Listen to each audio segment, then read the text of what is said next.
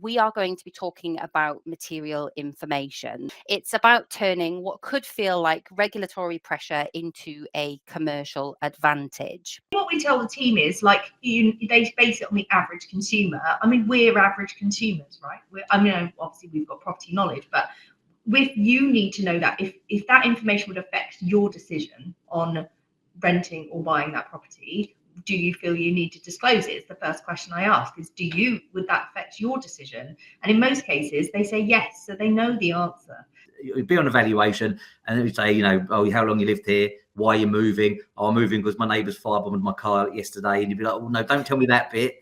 And you'd all have that conversation in the office like, Christ, I hope nobody finds that out. Well, that's the stuff you need to declare, right? It's fairly obvious. If you think, I hope no one finds that out, that's the stuff you need to be bringing to the front of it. You don't just want to practice giving your clients that reassurance. You actually want to help them to understand the benefits, how it will actually help their sale, help them to reduce the likelihood of fall throughs. Collecting that information at the start not only shows your worth as an agent to show that you want to know all about properties, you know what products you're selling. It will also lead to less fall throughs. It will lead to shorter transaction times because we're not finding these problems halfway down the line.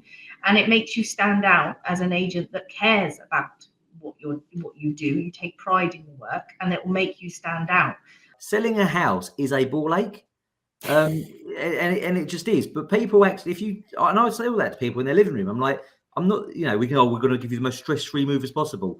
It's going to be stressful because it is. And actually, if you've got, the three chances around, they're telling you, I'm going to get you the best price in the quickest time with the least hassle. But you're like, look, this is going to be a pain. You've got to look after your kids. You've got to do the school run. You've got to go to work. We're going to take as much of that pain off your shoulders as possible. The way to do that is to get these forms filled out. I think it's looking at your processes and training in-house, because it's generally not you on the tools. So you need to be looking at your people and your processes, because like you said, if you've got your processes down, then people just follow that process and they can't go wrong, and it's protecting you and setting up your audit trail. So take an internal look at your processes. Where are your gaps? Where do you need to get better? Use tech to get better at this. It's knowing why you've got the processes in. Have you put processes in for material information parts A, B, and C because you need to get yourself out of jail? You know there's a regulation, and there's some boxes to be ticked, and if it sits there, then you've probably got a defence.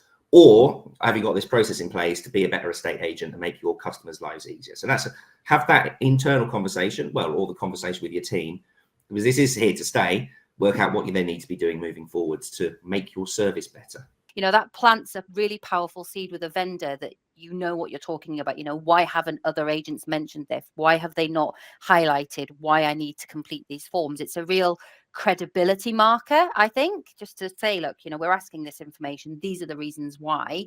We're there to help you get sale ready to hopefully have a faster completion by identifying potential issues at the listing stage. You're not just informing your buyers, you're feeding your sales progression process a lot earlier. And I think that's how, I would be leveraging this tool, is looking at, actually, am I marketing this at the right audience? So Anne's example of that, big 4 or 5 bedroom house, but it doesn't have the occupancy for converting to a HMO. Would I be speaking to developers and investors? No, because I can't, that house can't be converted into a HMO. So again, it informs how you market the properties, how you can potentially reduce that fall through rate. And, with tools that are out there, I keep saying that, you can remove duplication for your sellers as well with your forms like your TA6s, your TA7s, things like that as well, to streamline processes further on down the journey as well, not just at the listing stage.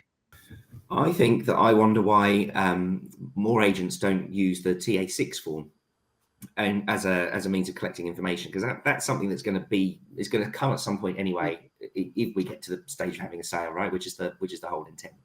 So that might be a really good basis to talk to a client and go, look, this is the sort of information we require, and then use that as something that you can expand on other conversations with to find out all of these things.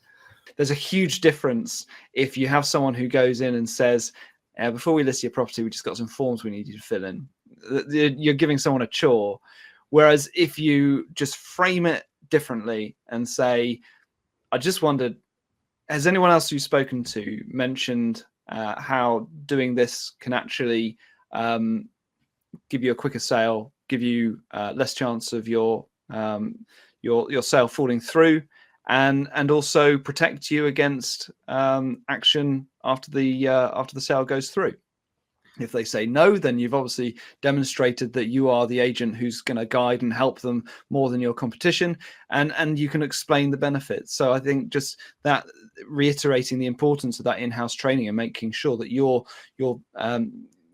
staff who are doing your appraisals are going out and using the right language and framing the importance of this correctly. You're thinking, well, actually, you know, this person knew everything about the property, gave me everything I needed, no pressure sales because they'd given me the information in advance.